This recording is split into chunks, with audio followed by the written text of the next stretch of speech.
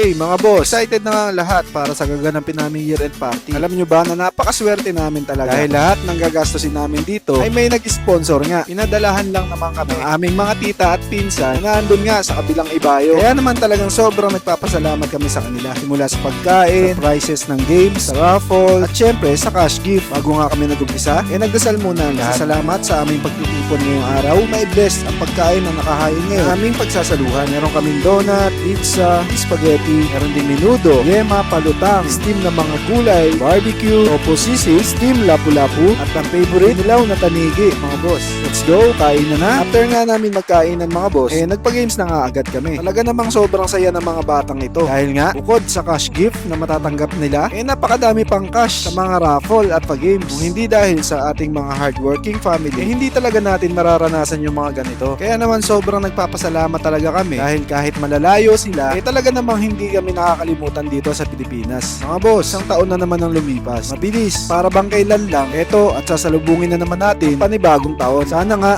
ngayong year 2025, mas lalo pa tayong pagpalain ni Lord. Kung ano man ang hindi magandang nangyari, ngayong year 2024, mabawi nga natin sa darating na taon. Sana matuto rin tayong magpatawad, lalong-lalo na sa ating kapamilya. Huwag na tayong mag-aksaya ng panahon. Kita nyo naman kung gaano kabilis lumipas ang isang taon. Ang problema, laging nandyan lang yan. Pero ang kapamilya, once na nawala sa mundong ibabaw, hindi na nga natin kayang muling ibalik pa. Masarap mamuhay na may payapang puso, may peace of mind, at syempre, masayang pamilya. Mahalin natin ang bawat isa. Tulungan tayo hanggat kaya. Kung merong hindi pagkakaunawaan, daanin na lang natin sa magandang usapan. Huwag ka nang magtampo at magmukpok sa isang sulok. Sabihin mo agad kung ano ang nilalaman ng puso mo. Huwag mong kimkimin, hayaang lumalim sa iyong puso at damdamin. Dahil pag iyong pinatagal, isang taon mo ay lilipas na hindi mo na mamalaya na yung pamilya na dati mong tinatakbuhan sa oras ng iyong kagipitan ay hindi na tulad ng dati mong inaasahan. Ang paulit-ulit kong wish tuwing magbabagong taon ay walang iba kundi ang malusog na pamilya, malayo sa mga sakit, maging successful ang bawat isa, karoon na maraming oras para makasama ang pamilya. At syempre, patnubay ni Lord sa araw-araw na ginawa niya. At sana nga,